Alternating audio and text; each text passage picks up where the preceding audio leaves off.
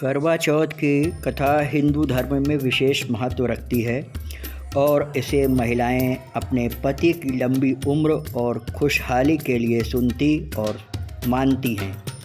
इस व्रत से जुड़ी एक प्रमुख कथा इस प्रकार है। बहुत समय की पहले की बात है। एक साहूकार के 7 बेटे और एक बेटी थी जिसका नाम वीरवती था। वीरवती अपने भाइयों की इकलौती और बेहद प्यारी बहन थी। उसकी शादी एक राजा से हुई थी। शादी के बाद वीरवती ने अपना पहला करवा चौथ का व्रत रखा। उसने सुबह सरगी खाई और दिन भर निर्जला व्रत किया। दिन के समय वह काफ़ी कमज़ोर महसूस करने लगी क्योंकि भूख और प्यास उसे बहुत ज़्यादा लग रही थी। वीरवती के भाइयों को अपनी बहन की हालत देखकर बहुत चिंता हुई। वे नहीं चाहते थे कि उनकी बहन को कोई कष्ट हो, लेकिन चूँकि व्रत का नियम था कि वीरवती को चांद देखकर ही अपना व्रत तोड़ना था, भाइयों ने एक योजना बनाई। भाइयों ने दूर एक पेड़ के पीछे आग जलाकर ऐसा माहौल बनाया कि वीरवती को लगे कि चांद निकल आया है। जैसे ही वीरवती ने अपने भाइयों की बातों पर विश्वास करते हुए आग की रोशनी को चांद समझा, उसने चांद को देखकर अपना व्रत तोड़ दिया।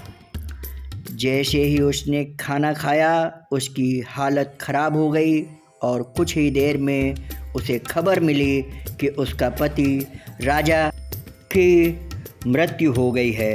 यह सुनकर वीरवती बेहद दुखी हो गई और उसने अपनी गलती को समझा। अपने पति को वापस पाने के लिए वीरवती ने बहुत प्रार्थना की और सच्चे मन से देवी देवताओं की आराधना की। उसकी सच्ची भक्ति से देवी माँ प्रसन्न हो गईं और उन्होंने वीरवती को आशीर्वाद दिया कि उसका पति फिर से जीवित हो जाएगा।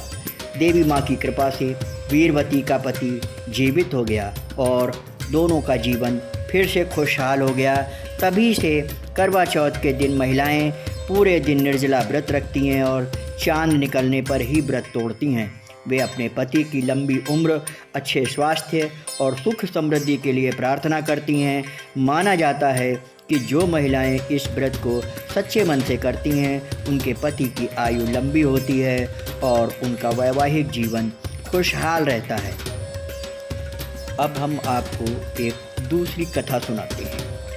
इस कथा का उद्देश्य पति पत्नी के बीच प्रेम, विश्वास और समर्पण को मजबूत करता है। करवा चौथ की एक अन्य प्रसिद्ध कथा महाभारत से जुड़ी है, जिसमें द्रौपदी और पांडवों की कहानी सुनाई जाती है।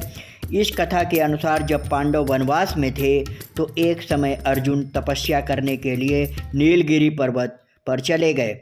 अर्जुन के बिना बाकी चारों भाई पांडवों और द्रौपदी को कई समस्याओं का सामना करना पड़ा। द्रौपदी ने इन परेशानियों से बहुत चिंतित थी और उन्होंने भगवान श्री कृष्ण से मदद मांगी। भगवान श्री कृष्ण ने द्रौपदी की चिंता को दूर करने के लिए उन्हें करवा चौथ व्रत की महिमा बताई और एक कथा सुनाई।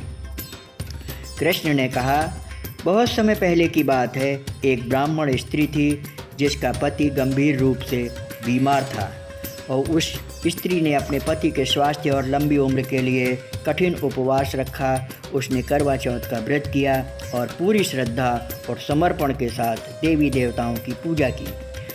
कृष्ण ने द्रौपदी को यह भी बताया कि उस ब्राह्मण स्त्री के व्रत और पूजा के फलस्वरूप उसका पति जल्द ही स्वस्थ हो गया और उसे दीर्घायु प्राप्त हुई। इस कथा को सुनने के बाद द्रौपदी ने भी करवा चौथ का व्रत रखा और भगवान शिव और पार्वती की पूजा की।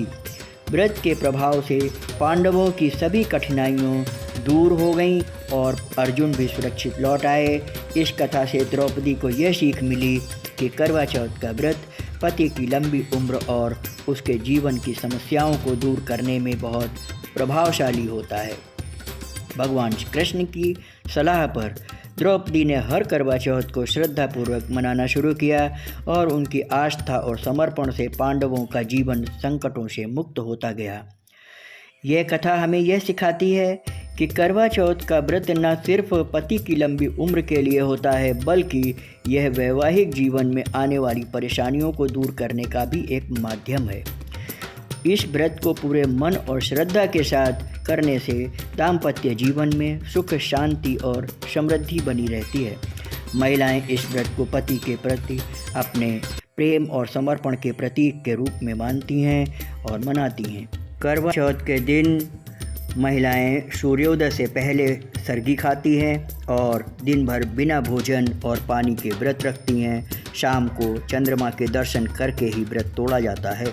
इस दिन चंद्रमा की पूजा करके पति की लंबी उम्र और सुख समृद्धि की कामना की जाती है। हमने आपको ये कहानी सुनाई और अब हमारे चैनल को लाइक करें और सब्सक्राइब करें। जय हिंद, जय भारत।